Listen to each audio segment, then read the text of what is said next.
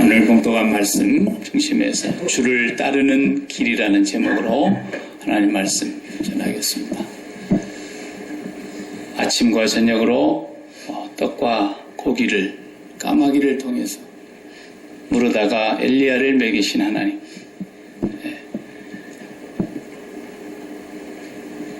사람이 떡으로 고기로 사는 것이 아니고 하나님의 입에서 나온 말씀을 믿음으로 산다는 것을 가르쳐 주시는 말씀이라 그랬어요. 오늘은 또 유명한 사르밧 과부의 얘기가 나옵니다. 그래서 밀가루통에 한 주먹 남아있는 것하고 기름병에 조금 남아있는 거 가지고 주의 종을 잘 대접했더니 마르지 않고 계속 나왔다. 그러니까 목사님을 잘 대접해라. 이런 얘기로 문광사들이 그런 얘기 많이 했죠, 옛날에. 그런 얘기가 아닌데 그런 얘기로 많이 해가지고 성경이 할 일 없어서 그런 얘기 썼겠어요. 그러니까 참 들으면 그래도 가슴이 막 아리아리하고 그러잖아요. 옛날에 하도 주의 종들이 못 먹고 살아가지고 그래서 성미를 모아갖고 주고 그랬잖아요, 옛날에는.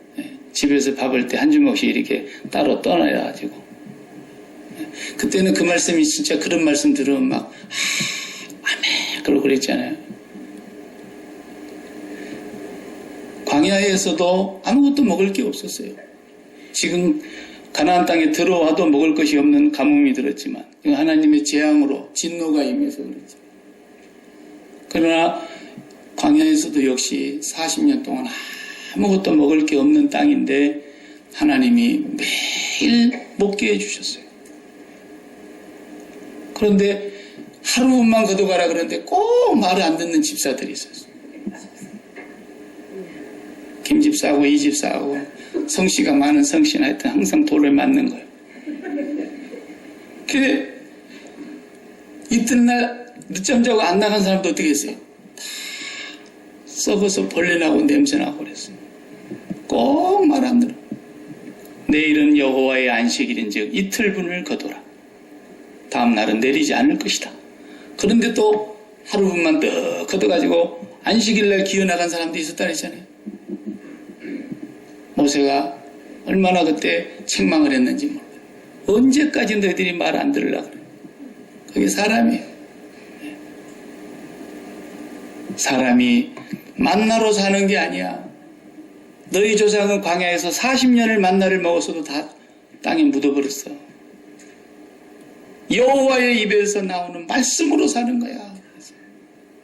만약에 하나님께서 정말 여러분들이 기도하는데 박 목사에게 먼저 밥에다 갖다 바쳐라. 그런 음성이 들리면 몰라도 이런 걸 객관화시키지 말라고 말해요. 우리는 정말로 하나님의 입에서 나오는 말씀을 따라서 사는 사람들이라는 것을 이 성경을 통해서 가르쳐 주시고 깨닫게 하시려고 그러는 거예요. 저 세상에 있는 사람들은 누구 말 따라 사는 거예요? 성공한 사람 말 따르는 거예요.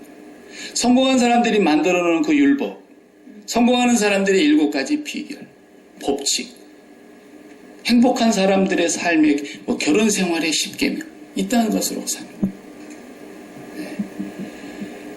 여기 들어온 사람들은 하나님의 입에서 나오는 말씀으로 산다는 것을 증거해야 될 사람들이에요.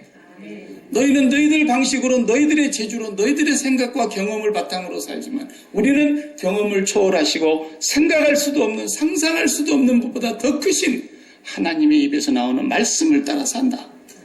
이걸 깨닫게 해주시려고 그랬다 그랬어요.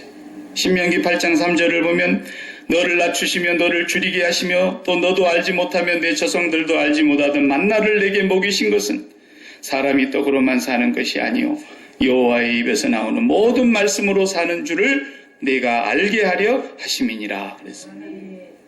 우리가 지혜롭게 살기 위해서 저축도 하고 또 나중에 연금 갖고는 모자랄 것 같으니까 뮤추얼 펀드 같은 데다가 맡겨서 돈도 불리고 그래서 우리 노년을 평안하게 여유 있게 좀 살아보려고 하는 것 나쁜 건 아니죠.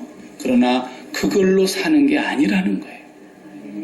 여호와의 말씀을 따라 사는 사람은 길이 있다라는 거예요. 그런 걸로 살려고 생각하고 그런 준비하는 사람들은 안 된다라는 거예요, 기독교에. 하지 말라는 얘기가 아니에요. 그것으로 사는 것이 아니에요, 우리는. 그것이 설령 있어도 가보면 알아요. 그것을 의지하는 사람은 살아도 못 살아요. 하나님의 백성은 반드시 하나님의 입에서 나오는 말씀대로 그 말씀은 하나도 땅에 떨어지지 아니하고 여호와께서 사무엘 선지자의 입에 주신 말씀을 땅에 떨어지지 아니하겠다. 여호수아에게 주신 말씀을 땅에 떨어지지 않게 하셨어요. 여리고성을 다시 쌓는 자는 장자를, 그리고 완공하고 성문을 해다하는 자는 막내를. 그대로 500년 만에 이루어진 걸 보세요. 하나님의 말씀이 여호수아의 입을 통해서 나오는데 땅에 떨어지는 거. 저도 말씀을 준비하면서 박 목사의 입에서 나가는 말씀이 땅에 떨어지지 않게 해주십시오. 그런 말씀이 되도록 제가 준비하려고 하는 것이죠. 괜히 사르밧 과부처럼 여러분 주의 종을 잘 대접하시기 바랍니다. 그런 설교하면 되겠어요? 성경에 그런 얘기하라고 한 거 아니란 말이에요. 여호와의 종은, 정말로 하나님이 세우신 종은 하나님이 책임을 지실 거예요. 어떤 방법을 통해서도 책임지십니다. 그런 설교 안 해도 아무 상관이 없어요.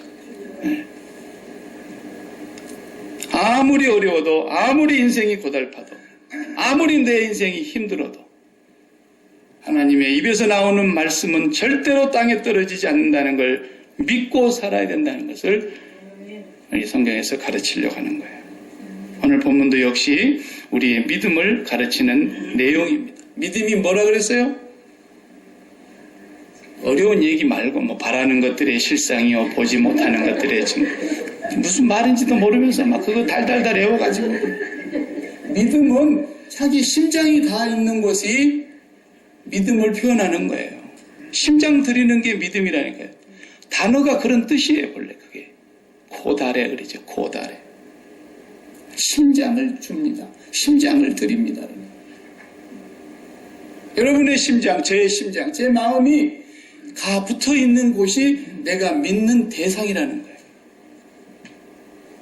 그러니까 내 심장이 붙어 있는 곳이 어딘가를 보면 내 믿음의 수준을 알 수가 있는 거예요. 굉장한 것 같아도 심장이 엉뚱한 데 붙어 있어가지고 붙어 있는데 사고가 나면은 그냥 심장이 새까맣게 타불잖아요. 심장이 하나님께 붙어 있지 않아서 그런 거예요. 우리가 뭐 오래 믿는다고 믿음이 좋아지는 게 아닙니다. 왜? 믿음은 우리 경력이 아니에요. 세상 일은 경력을 따지지만 믿음은 먼저 된 자가 나중되기도 하고 나중된 자가 먼저 되기도 하고 오늘 믿은 사람인데도 정말 확실한 믿음으로 하나님께 붙어있는 사람이 있단 말이에요. 예. 하나님께 붙어있는 게 믿음이지 믿음의 경력을 따지는 게 아닙니다. 성경은. 오늘 이 사르밧 과부 얘기를 통해서 우리가 꼭 깨달아야 될 것이 뭔가. 예수님도 이 여인을 얘기했어요. 복음서에 보면. 한번 찾아보실래요? 누가복음 4장에 24절부터서 하도 예수님을 안 믿으니까 사람들이 영접을 안 해요. 고향 사람들은 더 영접을 하지 않고 가버나움 동네, 나사렛 동네에 같이 살았다고 예수님을 다 우습게 알고 목수의 아들이라고 우리하고 같이 자치기 하고 우리하고 같이 땅 뺏기 하고 우리하고 같이 구슬치기 하고 우리 식으로 말하자면 같이 놀았던 사람이란 말이에요. 그래서 고향에 가서 설교를 하는데 아무도 안 받아들여요. 예수님께서 누가복음 4장 24절에 또 이르시되 내가 진실로 너희에게 이르노니 선지자가 고향에서는 환영을 받는 자가 없느니라. 내가 참으로 너희에게 이르노니 엘리야 시대에 하늘이 3년 6개월간 닫히어 온 땅에 큰 흉년이 들었을 때에 이스라엘에 많은 과부가 있었으되 왜 과부가 없었겠어요? 이스라엘에. 엘리야가 그중 한 사람에게도 보내심을 받지 않고 오직 이방 땅에 이방 여인 시돈 땅에 있는 사렙다의 한 과부에게 뿐이었으며 그랬어요. 이것이 오늘 우리에게 복음의 내용을 설명하고 있는 얘기예요. 그러니까 이 가난한 사람이 주의 종을 잘 대접해가지고 마르지 않는 복을 받았다더라 이런 얘기하려고 그런 게 아니고 하나님께서 우리에게 찾아와 주셨다는 거예요. 그 많은 사람들에게 찾아오셨는데 자기 땅에 오매 자기 백성이 영접하지 아니하였으니 영접하는 자 곧 그 이름을 믿는 자들에게 하나님 자녀가 되게 하려고 빛이 세상에 왔는데 어두움이 빛을 깨닫지를 못하고 예수님을 영접한 사람이 아무도 없었던 거죠. 그 당대에도 예수님의 모형이었던 선지자의 대표로서 엘리야가 갔을 때 아무도 보냄을 받을 만한 자가 없었다는 거예요. 전부 다 우상숭배에 빠져 있었고 허탄한 삶을 살고 있었을 때 하나님은 이방 땅에 있는 시돈 땅의 사르밧 과부에게 보냈다. 하나님이 그 여인을 찾아가셨다라는 뜻이에요. 그런 것처럼 하나님께서 오늘 사도 바울을 통해서 이방 땅에 하나님을 보내시고 하나님의 복음을 선포하게 하시고 오늘 저와 여러분들이 사르밧 과부와 같은 은혜를 입은 거예요. 하나님이 찾아와 주셨다는 게 얼마나 큰 것입니까? 우리 같은 사람들에게 하나님이 찾아오셨다니까요. 하나님이 찾아오시지 아니하였는데 우리가 어떻게 하나님 만날 수 있겠어요? 그렇지 않으면 우리도 불교인 됐을 거고 그냥 적당하게 그냥 자기 나름대로 무슨 종교 하나씩 갖고 살다가 그냥 먼지와 티끌로 돌아갈 인생이었는데 하나님 우리를 찾아와 주셨다는 거예요. 나 같은 자에게도 하나님이 만나 주셨다는 거예요. 그래서 이 통에 가루가 마르지 않았다, 기름병이 마르지 않았고 계속 떨어지지 않았다 이런 얘기를 하려고 하는 게 아니라 이 사건 자체가 우리에게 말해주고 있는 사인이라니까요. 미러클이에요. 기적이죠. 그러나 이건 사인이에요. 표적이에요. 표적. 사인. 예수님께서 하신 기적을 전부 다 뭐라 했어요? 표적이라고 그랬잖아요. 표적을 나타내시는. 표적이 뭐예요? 영어로 사인. 길가에 붙어있는 길가에 사인보드, 야끼마로 갑니다. 이쪽은 나필로 갑니다. 사인보드라고요. 예수님이 하신 이 사건 자체가 사인이었던 것처럼 오늘 엘리야를 통해서 보여주시는 이 사건은 우리에게 주시는 사인이에요. 기적 자체를 중요시 여기면 안 돼요. 기적을 통해서 뭘 말씀하시려고 하는 사인을 볼 줄 알아야 된다.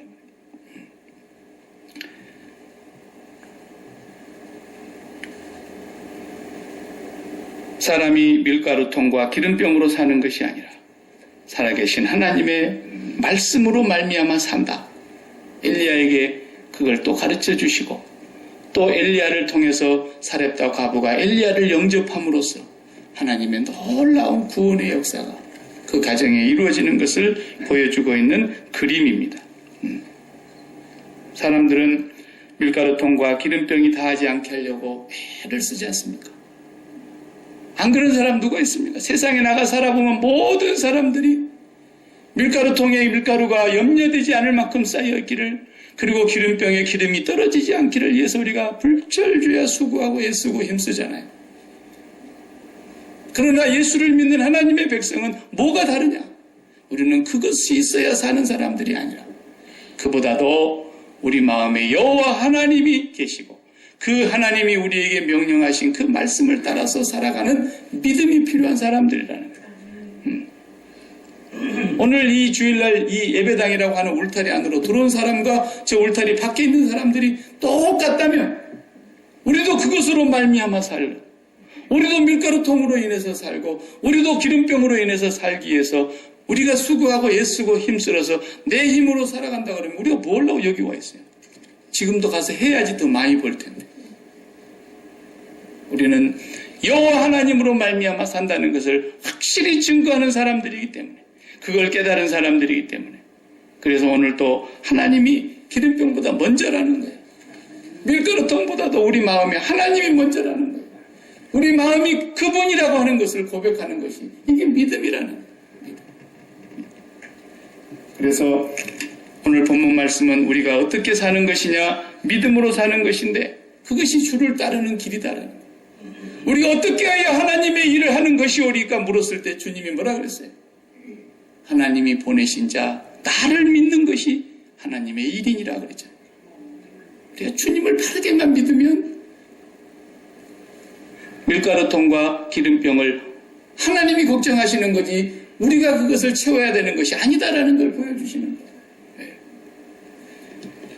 그럼 이제 직장도 그만두고 날마다 교회에서 밥에 먹으면서 일도 안 하고 그렇게 살란 말이냐?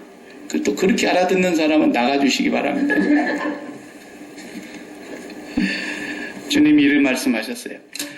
마태복음 16장 24절을 보면 이에 예수께서 제자들에게 이르시되 누구든지 나를 따라오려거든 자기를 부인하고 자기 십자가를 지고 나를 따를 것이니라.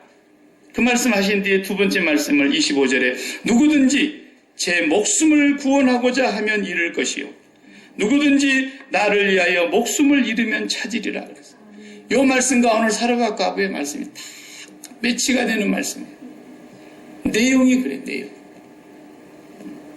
나를 따라오려거든 우리가 잘 아는 말씀이었죠. 자기를 먼저 부인해야 된다는 거예요. 주를 따르는 길은 예수님을 따라오려거든 자기를 부인하고 그랬잖아요. 자기를 긍정하는 사람은 따르는 사람이 안 따르는 사람. 나를 긍정하는 사람은 안 따르는 사람이에요. 그러니까 자신을 긍정하라, 긍정의 힘으로 살라. 이 사람이 목사 맞아요, 안 맞아요? 목사 아닌 거예요. 내가 이번 주 수요일 날 저녁에 또 이제 십계명 다시 또 강의하지만 예수님이 강의해 주신 십계명 거짓 증거하지 말라. 그 말이 뭐 옆에 사람한테 거짓말하지 마, 너 아무 맹세하지 마 그런 뜻이 아니에요. 예수님께서 할 일이 없어서 노자가 와서 하고 간 얘기를 또 하겠어요. 공자가 한 말을 또 하겠고 부처가 한 말을 또 하겠냐고 예수님이. 그런 얘기하려고 예수님이 무슨 종교의 성인으로 오신 게 아니에요. 너 거짓 증거하지 마. 하나님 말씀 아니야 그거. 그 뜻이에요. 그러니까 바리새인들이 계속 율법을 가지고 그들을 얽매이고 그들의 자유를 구속하고 율법으로 그들을 누르니까 너무너무 불쌍해서 저 목자 없는 양과 같이 유리방황하는 그 백성들을 보면서 수고하고 무거운 짐진 자들아 다 내게로 와라. 그 짐을 벗겨주시려고 공갈치는 거죠. 모든 지도자들이 거짓 증거하고 그렇게 하기 때문에 예수님께서 그 말씀을 하신 것입니다. 자기를 부인하는 거예요. 사르밧 과부가 자기를 부인했어요. 보세요. 엘리야가 왔습니다. 하나님께로부터 어떻게 무슨 말씀을 들었는지는 모르겠어요. 구체적으로 나와 있지 않지만 추측할 가능한 것은 엘리야를 보내면서 뭐라 그러셨어요? 내가 그 여인에게 너를 대접하라고 일러뒀다 그랬어요. 어떤 모양으로든지 그 여인이 하나님을 만났으라고 볼 수 있어요. 그러면 엘리야가 갔는데 걱정이지 않습니까? 그 양반을 대접하라는데 자기 집에 뭐 있어야지. 하나님도 우습지 않습니까? 아주 부잣집으로 보내주시든지. 뭡니까 이게? 그 당시에 과부가 오늘날 과부하고는 차원이 다른 거예요. 과부라는 것은 그 당시에 가장 가난하고 힘없고 가장 불쌍한 사람의 대명사예요. 대명사. 그래서 고아와 과부와 나그네의 하나님이라고 했어요. 그런데 이 과부는 혼자 있는 것이 아니라 거기다가 또 자식 하나 데리고 있는 외아들까지 붙어 있으니 먹을 게 있어요 없어요? 없단 말이에요. 얼마나 걱정이 되겠습니까? 엘리야는 또 막상 가보니까 이게 뭡니까? 에? 밀가루 한 움큼과 기름 한 번 해먹을 밖에 없는데 하나님 이런 집으로 보냈다. 박 목사 같으면 나는 마음이 약해갖고 이런 여자들한테 가서 밥에 갖고 이 말 못해. 나는. 내가 그냥 안 먹고 가든지 아이를 얻어다가 그 집에 주고 오든지 그러지. 그럼 내가 착할 것 같죠. 근데 하나님은 그게 믿음이 아니다라는 거예요. 그런 선행이 하나님을 기쁘시게 하는 게 아니다라는 거예요. 엘리야 입장에서 볼 때도 뭐예요? 갖고 와라. 나는 여호와 하나님의 말씀대로 될 줄 믿는다. 자기의 생각과 경험과 판단과 자기 감정으로 놓고 볼 때 그렇게 할 수 없죠. 벼룩이 간을 내먹지 차라리. 그런데 갖고 오라는 거예요. 엘리야는 자기 생각과 자기의 모든 의지를 다 내려놓는 거예요. 여인도 마찬가지예요. 여인도 욕이나 한마디 해주지 말아요. 에? 나쁜 사람 같으라고. 내가 지금 뭐 놔두고 안 주는 것도 아니고 이렇게 가뭄이 극심해가지고 먹을 게 없어서 이제 마지막 끼니를 우리 아들하고 해먹고 이제는 더 이상 어떻게 해볼 수가 없어서 버티다 자식 때문에라도 자기 곳간에 쌀이 밀가루가 얼마나 남아있는가를 계산을 해봤을 거 아니에요? 그래 하루에 3끼를 먹을 수가 없으니 한 끼 정도 먹으면서 연명을 해보려고 조금씩 나눠서 해먹어 봤을 텐데 오늘 마지막 떨어서 해먹고 죽으려고까지 마음을 먹고 있는 이 사람이 그거 밥 배우러 한다 할 때 그거 정신이 멀쩡한 사람 같으면 가만 놔두겠어요. 뜨거운 물 갖다 퍼부어버리지. 그래도 이 여인이 그 말씀대로 그냥 자기를 부인해버리는 거예요. 죽음을 받아들여버리는 거예요. 어차피 죽을 것 3일 먼저 죽자. 그리고 자기의 죽음과 자기 자식의 죽음을 인정해버리는 거예요. 그리고 갔다가 대접을 했다 이거예요. 여호와 하나님의 말씀을 믿었습니다. 자기를 부인했습니다. 자기 부인하지 않고는 그렇게 될 수가 없어요. 머리를 굴려보세요. 여러분 여기서 어떻게 머리를 굴립니까? 무슨 머리를 굴려서 우리가 살 수가 있겠습니까? 이 사람은 자기 경험과 자기 판단과 자기 생각과 의지 모든 걸 다 부정하고 여호와의 말씀대로 그냥 받들어서 섬겼다 이거예요. 우리 하나님은 참새 한 마리가 짹 하고 죽는 것도 허락하져야 떨어진다 그랬어요. 우리가 명중을 잘해서 포수가 맞춘 게 아니고 하나님이 이번에 참새 몇 마리 속가라 명령이 떨어져야 그 죽는 거예요. 머리털까지라도 세심받으신 하나님 아버지께서 우리의 길과 그분의 길은 상상할 수 없는 차이가 있고 우리의 생각과 그분의 생각은 상상할 수 없는 차이가 있는데 언제나 그분의 길과 그분의 생각은 우리의 장래에 재앙을 아니라 평안을 주시기 위한 것이기 때문에 그분의 뜻대로 이루어간다는 것을 우리가 믿는다면 그 하나님을 우리의 제1의 현실로 받아들이는 게 믿음이에요. 내 심장이 그분에게 붙어 있어야 돼요. 내 상식과 내 경험과 내 판단과 내 지식에 의해서 하는 것은 주를 따르는 길이 아니다라는 거예요. 오늘 본문에서 그것을 분명히 알 수가 있습니다. 보이는 것은 나타난 것으로 말미암아 된 것이 아니니라 그랬어요. 그래서 우리가 신앙생활 잘하는 건 뭐예요? 열심히 부지런히 뛰는 게 신앙생활 잘하는 게 아니라 조용히 묵상하는 시간이 길어져야 돼요. 처음에는 1분 하다가 그 다음에 목사님이 좀 많이 하자 그러니까 한 5분으로 늘렸다가 그 다음에 거의 10분으로 갔다가 30분, 1시간 이렇게 주님과 교통하는 시간이 길어져야 돼요. 조용히 주님의 십자가를 묵상하면서 주님의 죽으심이 나의 죽음인 것을 확인하면서 저기 있는 밖에 있는 사람들은 다 산 사람이에요. 그죠? 뭐에 대해서 산 사람이에요? 세상에 대해서 산 사람들이라고. 세상에 대해서 눈이 반짝반짝하는 사람들. 여기 오늘 들어와 있는 사람들은 세상에 대하여 죽은 사람들인 거예요. 여기는 무덤이에요. 무덤.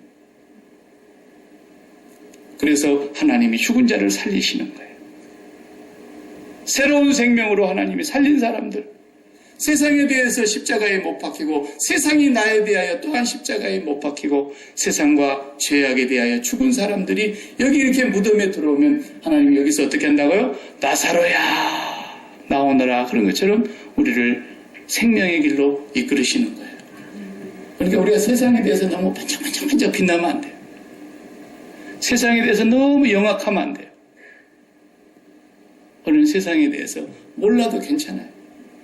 정말 평생 그냥 감자 심어서 감자 캐가지고 먹고 살고 강냉이 심어서 강냉이 팔아 먹고 살고 그래도요 십자가를 깊이 알고 예수 그리스도를 깊이 알고 경험하는 할머니가 박사학위 10개 갖고 있는 사람보다 낫다는 걸 나는 확신합니다. 네.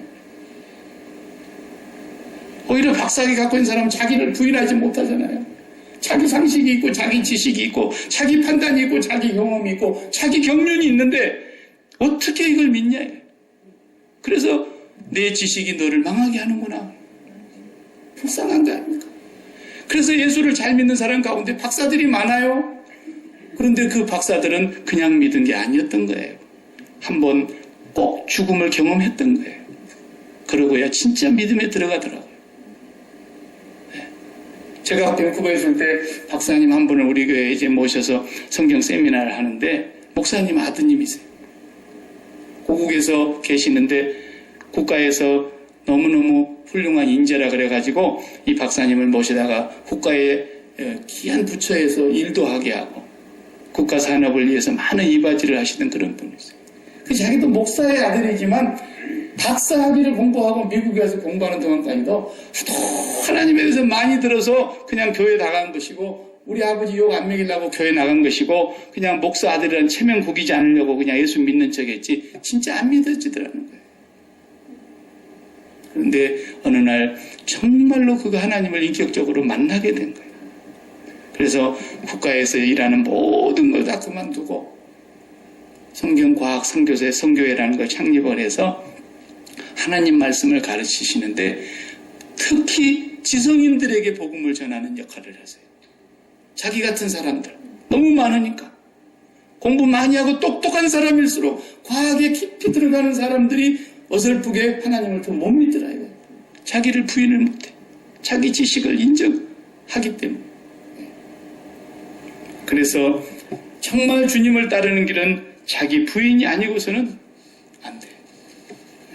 그러니까 우리가 이해할 수 없는 상황이 오면 하나님 왜 이러십니까? 그러지 말라니까요. 이해할 수 없는 상황이 왔을 때 그래 네가 어떻게 나를 이해하겠니? 네가 어떻게 하나님의 길을 이해하겠어? 어떻게 네가 하나님의 생각을 알아가겠어? 하늘과 땅 차이가 난다는데 여호와의 길은 여호와의 생각. 지난주 월요일날 제가 밴쿠버를 갔다가 화요일날 왔는데 지난 1년 전에 저하고 스위치를 해서 캐나다에서 한국으로, 한국에서 저는 캐나다로 이렇게 막 스위치해가지고 목회하셨던 목사님이 좀 일찍 65세가 되기 전에 63세쯤 돼서 은퇴를 하고 오셨어요. 그 교회가 이제 새로운 목회자가 오고 제가 개척했던 그 교회에. 근데 이 목사님 여기 오셔서 이제 몇 년 조금 더 여기서 일하시고 그 다음에 이제 65세부터 연금이 나오니까 이제는 크게 부담 없이 살 수 있겠다 이런 생각을 갖고 조금 일찍 은퇴를 하시고 오신 거예요. 많은 계획을 세우고 오셨어요. 그랬는데 역시 우리 사람의 계획은 하나님의 생각과 너무 다르더라고요. 사모님의 머릿속에서 조그만 종양이 발견이 됐는데 그 종양이 위험한 종양이 된다 그래가지고 그걸 수술을 했어요. 수술을 했는데 몸의 이 절반이 지금 움직이질 않는 거예요. 그러니까 영어도 달인이고 얼마나 말씀도 재미있게 잘하시고 그런 분인데 그런 일이 생기면 1년 전에 그랬는데 제가 못 찾아뵀어요. 그래서 이번에 가서 거기를 찾아뵙고 가서 문안하고 이렇게 기도하고 그러고 왔는데 말도 한참 생각해야 단어가 생각이 나고 어려웠게 됐어요. 의사는 계속해서 신약으로 지금 치료를 하시면서 지켜보자 그러신대요. 저도 와서 계속해서 그분을 위해서 기도하고 있는데 하나님의 생각 우리 생각하고 너무 다르잖아요. 우리 생각은 그런 생각 안 하고 일찍 오셨는데 하나님께서 지금 이 과정을 통해서 반드시 그 종에게 뭔가를 말씀하시는 것을 나는 믿어요. 그걸 깨닫게 하시는 것이 있을 거라고 믿어요. 분명히 하나님은 그분의 영광이세요. 하나님은 그분의 기쁨이세요. 하나님은 그분의 생명이세요. 머리털까지도 세심받으시는 하나님이세요. 그렇지만 그 하나님이 나는 이해할 수 없어요. 이해할 수 없으니까 어떻게 되는 거예요? 내가 내 자신을 부인해야만 되는 거예요. 그래야 하나님을 받아들일 수가 있는 거예요. 내가 부인되지 않으면 하나님을 못 받아들여요. 하나님 안 계신다고 부인할 수는 없지만 마음속으로는 하나님에 대한 원망과 불신앙으로 가득 차게 된다 그 말이에요. 우리는 이 세상을 살아가면서 내 힘과 내 지식과 내 경험과 경력을 가지고 세상을 살아간다고 한다면 우리는 세상 사람과 다를 게 하나도 없어요. 우리는 그게 있어요. 있기는 있지만 이 모든 것보다도 더 우선하는 것은 하나님의 섭리와 뜻 안에서 우리가 살아가게 된다는 걸 잊지 말아야 돼요. 무슨 일이 일어날지 몰라요. 그래도 우리는 그 하나님을 인정하려면 자신을 부정해야 됩니다. 하나님 보내주시려면 좀 부잣집의 아주머니한테 보내주시지. 이게 뭡니까? 그래도 하나님의 말씀을 믿고 자기의 모든 생각을 적은 거예요. 너무 독하잖아요. 사람이 인간적으로 보면. 그래요? 그럼 놔두세요. 그래야지. 그래도 내가 먼저 해다가 주고 그다음 남은 거 갖고 너하고 너 자식 해먹어라. 이게 말이 되는 겁니까? 네. 주님을 영접하고 따르는 길은 자기를 부인하는 길입니다. 그리고 자기 십자가를 지는 길입니다. 자기 십자가가 뭐예요? 세상 사람들, 예수 믿는 사람들이, 자기 십자가가 뭔지를 잘 모르는 사람이 너무 많더라고요. 우리 교인들은 그런 사람이 한 분도 없기를 바랍니다. 자기 십자가가 뭡니까? 그러니까 안 믿는 남편요. 아이고 웃기고 있네. 자기 십자가가 뭡니까? 그러니까 안 믿는 시어머니. 그게 뭔 자기 십자가예요. 자기 십자가. 자기 십자가가 자기 죽음이에요. 그 자기 죽음이 뭡니까? 우리가 어떻게 죽었어요? 예수 그리스도의 죽음이, 주님이 십자가에 죽으시면서 하시고 싶은 말씀이 뭐예요? 내가 오늘 죽는 것은 네가 죽는 거야. 나의 죽음이 너의 죽음인 줄로 믿고 받아들여라. 나의 죽음이 너의 죽음이 된 줄로 믿으라. 예수 그리스도의 죽음이 오늘 나의 죽음이 된 줄로 믿으시기 바랍니다. 예수 그리스도의 죽음 때문에 내가 하나님으로부터 산 거예요. 그 예수 그리스도의 죽음과 나의 죽음이 일치되는 아이덴티피케이션. 그것을 자기 십자가라 그러는 거예요. 내가 막 억울하고 막 분통 나는데 참 그런 게 십자가가 아니라니까요. 인생이 이렇게 팍팍하고 살기 힘든데 내가 그래도 주님 바라보고 참아야지. 그런 게 십자가가 아니에요. 예수 그리스도와 함께 죽는 게 자기 십자가예요. 너무 기독교를 오해하고 있는 거예요.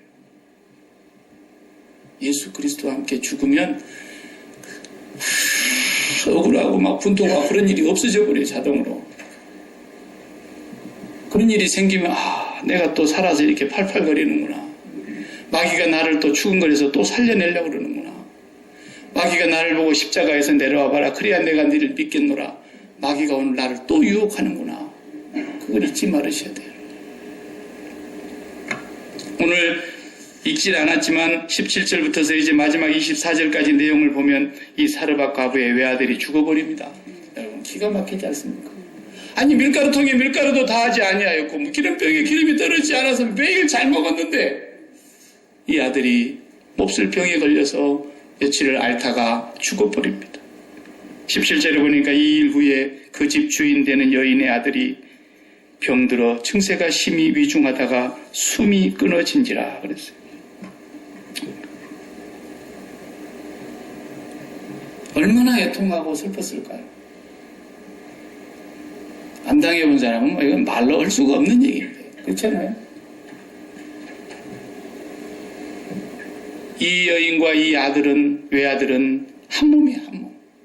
생명이 둘이지만 하나예요. 하나. 이 여인은 뭐 때문에 산 거예요? 사실 이 외아들 때문에 산 겁니다. 이 외아들이 여인에게 있어서 목숨과 같은 존재예요. 목숨. 그렇지 않아요?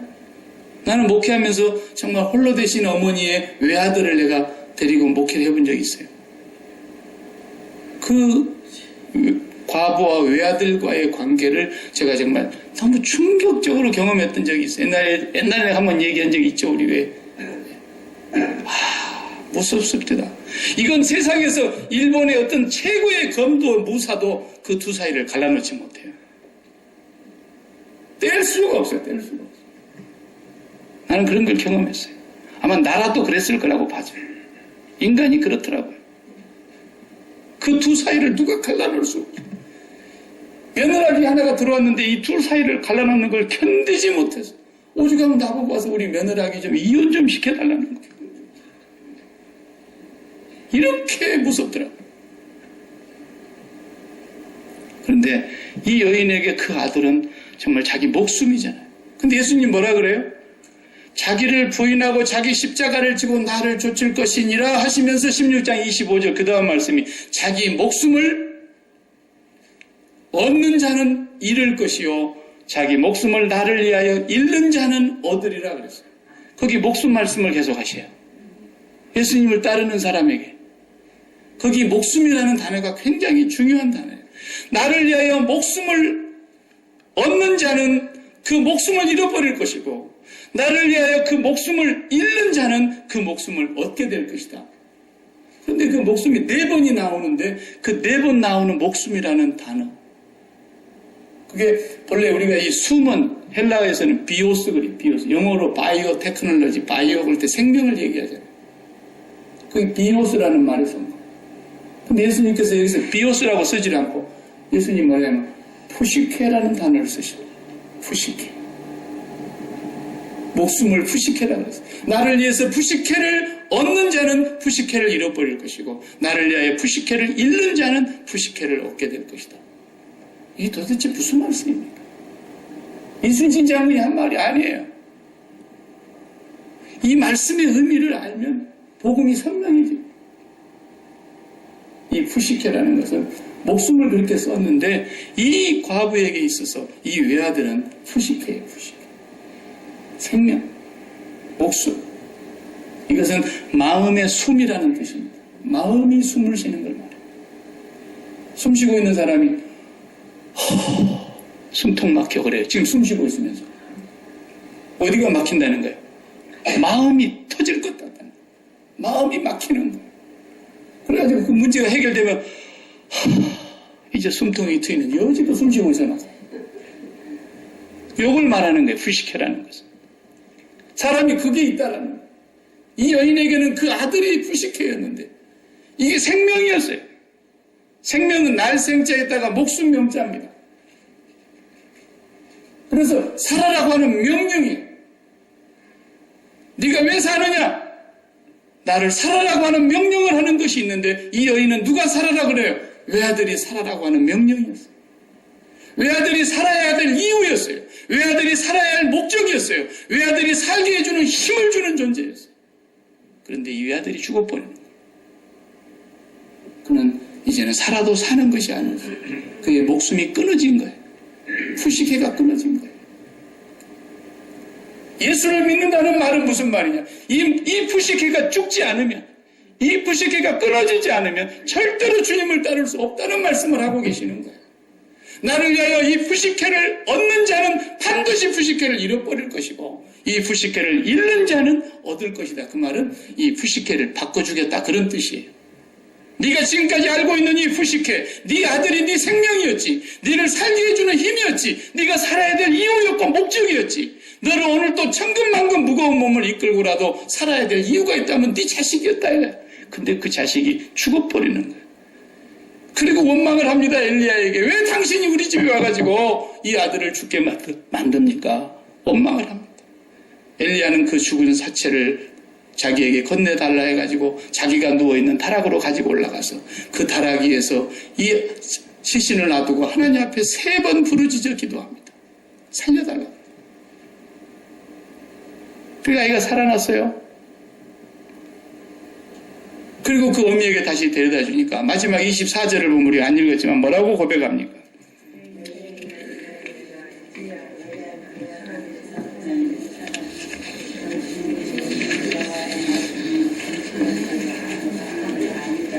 여인이 엘리야에게 이르되 내가 이제야 당신은 하나님의 사람이시요 당신의 입에 있는 여호와의 말씀이 진실한 줄을 내가 아노라. 여호와의 말씀이 진리인 줄 내가 압니다. 여호와의 말씀 예수가 진리인 줄을 내가 압니다. 그 말이에요. 엘리야는 예수님의 모형이에요. 그 신약시대에 수많은 과부가 이스라엘에 있었지만 하나님은 그 사르밧 과부에게 엘리야를 구약시대에 보냈다고 한다. 신약의 예언자의 완성자이신 대예언자이신 큰 선지자이신 예수 그리스도가 왔을 때 아무도 그 백성은 영접하지 않았죠. 오히려 버림받은 세리나 죄인들이 그리고 바울 사도가 그렇게 복음을 전했지만 유대인들은 거절하여 그가 이방인의 사도로 복음을 들고 갔던 것처럼 반드시 이 복음은 푸시케가 죽은 사람만이 받아들일 수 있는 거예요. 우리 마음속에 푸시케가 뭡니까? 돈입니까? 돈 때문에 숨 쉬었다가 돈 때문에 숨통 막히고 건강 문제 때문에 자식 문제 때문에 사업 문제 때문에 숨통이 막히려다가 숨통이 터지는 것 같고 이것이 자기의 목숨처럼 살아왔던 사람들에게 하나님께서 엘리야를 통해서 그 죽은 아들을 살려주심으로써 이제야 당신이 하나님의 선지자이며 하나님의 말씀이 진리인 줄을 여호와의 말씀으로 이 땅에 오신 예수가 진리인 것을 내가 믿겠습니다라는 고백과 같은 거예요. 그래서 너는 지금까지 아들 품고 살았지, 아들 숨쉬고 살았지, 아들 먹고 살았지, 아들로 배불렸지, 아들이 네 목숨이었지. 그러나 이제는 이 여인이 그 아들을 죽음에서 살려내는 하나님이 나의 진리요 생명이라는 걸 고백하고 있는 거야. 생명이 바뀌지 않으면, 이 불식회가 바뀌지 않으면, 그래서 네가 그 불식회를 끝까지 붙들고 있는 날이라면 너는 진짜 생명을 잃어버릴 것이지만, 네가 그 불식회를 버리면 내가 너의 참다운 불식회가 될 것이다. 내가 너의 생명이 될 것이다. 그래서 이 사르밧 과부의 참 생명이 되어주신 하나님이 그에게 찾아오심으로써 아들이 다시 살아나잖아요. 이 그림이 복음의 그림이에요.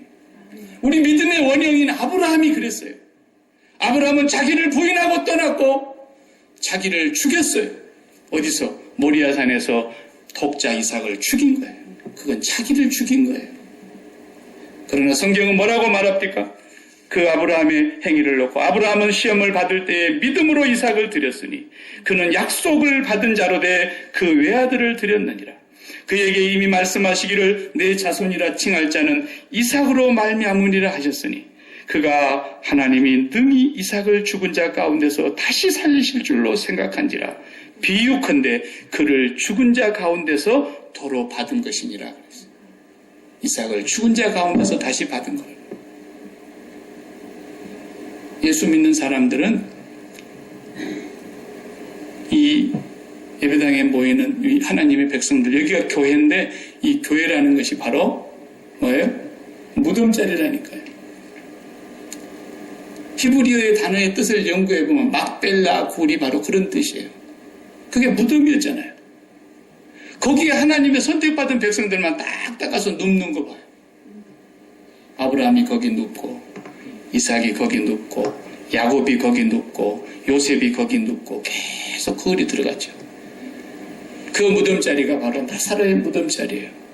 죽은 자를 살려내시는, 여기 이 교회가 무덤자리예요. 세상에 대해서 죽지 않는 사람은 여기 들어올 수가 없어요. 들어와도 소용이 없는 거예요. 여기가 막벨라 굴인 거예요. 철저하게 자기 부식해가 죽은 사람들이에요. 내가 지금까지 세상에 있을 때 숨쉬게 만들어주었던 그것이 독자의 외아들이든지 그것이 나에게 돈이든지 건강 문제든지 명예든지 세상의 어떤 사업의 성공이든지 자기 실현을 통해서 자기를 나타냄으로써 내가 마음에 숨을 쉬고 있었던 생명처럼 여겼던 그것들이 끊어지는 날 사람들이 극단적인 선택을 하지 않습니까? 왜? 살아도 사는 게 아니니까. 그런데 오늘 우리는 그 생명이 바뀌어진 사람들이라 이거예요. 나는 지금까지 세상에서 숨쉬었던 내 마음의 불식해가 다 죽었습니다. 그리스도와 함께 십자가에서 죽었습니다. 이게 자기 십자가인 거예요. 그 죽은 사람만이 주님이 우리에게 참 생명이 되어주시고, 이 사르밧 과부는 이제부터 나는 지금까지 이 아들을 품고 아들로 숨쉬고 살았는데 이 아들을 죽은 자 가운데서 다시 살려주시는 당신이 진짜 내 숨통이었군요. 이걸 고백하고 있는 거예요. 사르밧 과부를 통해서 예수를 믿는다는 것이 무엇인가를 가르쳐주고 있습니다. 믿음은 우리의 심장을 드리는 것입니다. 우리의 믿음의 대상은 우리 심장이 붙어있는 그분입니다. 그 심장이 붙어있는 그것을 심장 이식 수술을 한 사람들이 우리예요. 세상에 붙어있었던 모든 심장을 다 이식해서 이 심장을 하나님께로 이식해 놓은 사람이 그리스도인인 거예요. 그래서 나를 따르는 자는 자기를 부인하고 자기 십자가를 지지 않고는 절대로 따를 수가 없다는 말씀이고, 그 말씀을 뒤에 해석해 놓은 것이 네가 목숨을 얻으면 잃어버리겠지만 네가 목숨을 잃으면, 네가 네 아들을 잃으면 내가 다시 살리마. 네가 네 목숨을 버리면 내가 진짜 너의 생명이 되어주마. 이것이 그 아들을 살려주시는 그림으로 나타나는 것이고, 믿음의 조상 아브라함의 믿음의 원형의 그림이 그런 거예요. 그래서 우리가 예수 그리스도와 함께 다 무덤의 장례를 지냄으로 말미암아 하나님께서 그리스도와 함께 우리를 다 살리실 줄로 믿습니다. 기도하겠습니다. 하나님 감사합니다. 여기 들어온 하나님의 백성들은 세상에 살지만 세상에 속한 자가 아니며 우리의 나라는 땅에 속한 나라가 아니라 위에서 속한 나라인 것을 날마다 잊지 않게 하여 주시옵시고, 세상에 대해서는 이미 장례를 지낸 사람들입니다. 그리스도 예수 안에서 그리스도와 연합하여 다시 살아난 자들인 것을 날마다 기억하며 하나님께 영광을 돌리며 우리는 세상으로 말미암아 사는 것도 아니며 밀가루통과 기름병으로 인하여 사는 자들이 아니라 하나님의 살아계신 말씀을 통하여 하나님으로부터 살아가는 자들인 것을 날마다 확인하며 살게 해 주옵소서. 예수님의 이름으로 기도하옵나이다. 아멘. 아멘.